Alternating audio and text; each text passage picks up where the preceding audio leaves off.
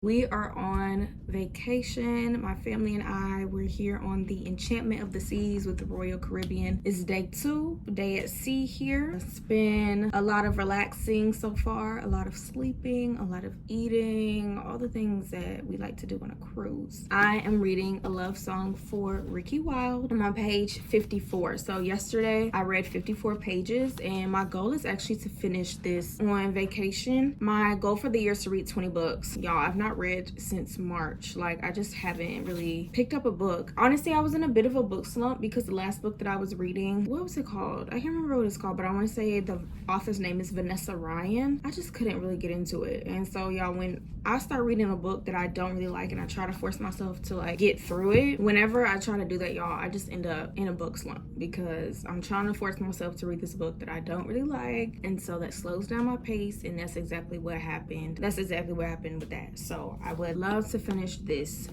cruise. I also brought another book with me. I brought The Untelling by Tayari Jones. I love Tayari Jones. This will be the last book of hers that I have not read. She only has about 4 or 5 books out. I want to say 4. So it'd be cool if I got to this on this trip as well, but definitely for sure we have to finish this book, y'all. I have to finish this because once we're on vacation, it's back to work, and I don't really get a lot of reading done during the work week. I mostly read during the weekend, so yes, I would like to get a lot of this done. So far, I'm really enjoying this book, y'all. It's super cute already. It's giving me 7 Year Slip vibes by Ashley Poston, or Poston, however you pronounce it. One thing about me is I love to read a book by a Black author. I love Black books, and this book is so Black, but not like in a corny way. It just feels very relatable. I really like Ricki. Ricki is the main character, or the main female character. I really like her. She's super, I don't know, just super relatable to me. So we're gonna see what page I can get to by the end of today, and we're also gonna see what else we do on the ship here today. I'm trying to include a little clips of like other things that we're doing, not just me reading. Also, don't mind the room, okay? It's myself and my sisters in here, and we on vacation, so we came in here and took a nap earlier, so don't mind that.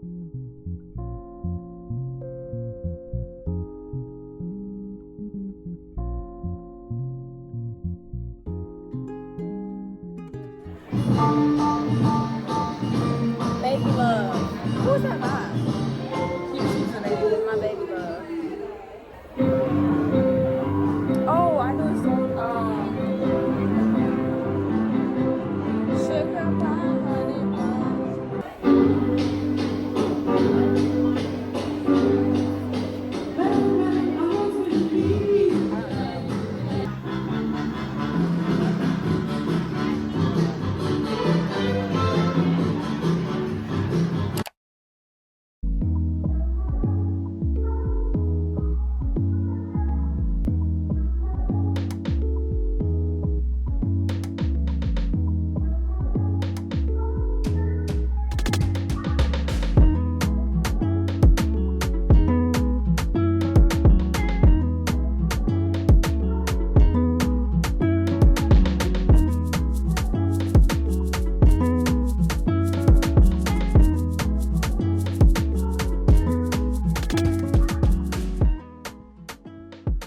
I am 208 pages into A Love Song for Ricki Wilde. There is 339 pages. So definitely over halfway in, and I love this book. Oh, I almost lost my page. I love this book, y'all. We just found out why, or I just found out the backstory behind the main character. His name is Ezra or Breeze. This is the first book I've ever read by Tia Williams, but reading this low-key makes me want to go read 7 Days in June. I really enjoy her writing. It's funny. It's just like very relatable. I feel like I said that already, but it's so relatable and it keeps you turning pages. Like, I was waiting. I really wanted to know the backstory behind Ezra, and now that we have it, I'm like, oh my gosh, like how is the rest of this gonna play out? Because I have over 100 more pages left. What's gonna happen? Are they gonna be together? Yeah, literally, how is this gonna play out? Because it's so crazy. Obviously, I don't want to give any spoilers. I'm not like a super big romance girly,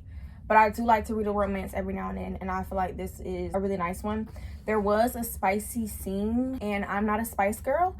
That's something y'all will come to learn about me on this channel. I'm not a spice girl. I do not want to read no spice, okay? I really like closed door romance. This was definitely open door. So far, there was only like one spicy scene. I just skipped over it because like I don't even want to read that for real. So just FYI, you know, if you do like spice, there is spice. If you don't like spice, there's spice. So, but it's such a cute book, y'all. It goes sort of back and forth between like the 1920s and like 2024, which I really enjoy because that also means that it's like current, but you also get this flashback to like Harlem in the 20s, like literally the Harlem Renaissance. I've never been to Harlem, but I really just love the way that this book describes it, and it makes me want to like do a deep dive into the Harlem Renaissance and like just get a better understanding of the Harlem Renaissance. I went to an HBCU, so like I know about the Harlem Renaissance, but like I don't know all there is to know for sure.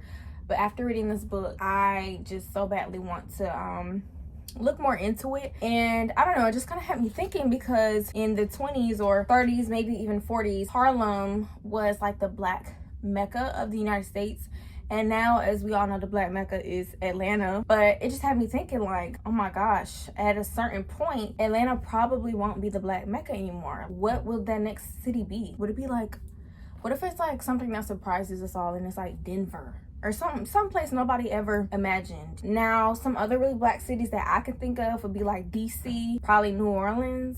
Oh, Houston or Dallas probably, but like, yeah, what if it's something like a city that just like shocks us all? But anyways, I love this book. I'm definitely gonna be done with it before the cruise is over, which is really exciting. I'm going to read, spend time with the Lord, and we'll see where we are tomorrow when I update you guys. I definitely don't think I'll be done, but we'll see where we're at. So I'll see y'all tomorrow. I'm back. I know I said I was gone, but I'm back. I just wanted to say something else that I like about this book is the fact that it's a bit of magical realism, and it doesn't entirely make like 100% sense, or like some aspects of it are not entirely explained, or stuff that's not real, obviously, because it's magical realism and it doesn't like make complete sense, or it's not like completely explained. I actually appreciate that in books, because for me, it don't have to make sense. It's a book, you know, and it's like just for funsies. And that's what I liked about The 7-Year Slip. If you've read that book, the apartment that the main character was living in, what was her name, Clementine, it really was never explained how the apartment was magical or like how it worked. It just was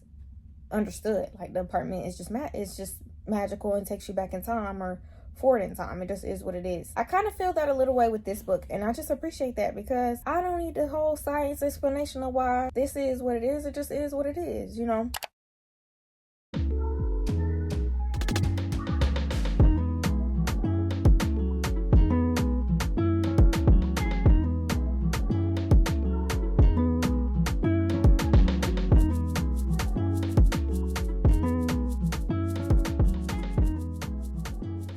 Snapping, having to spin it on.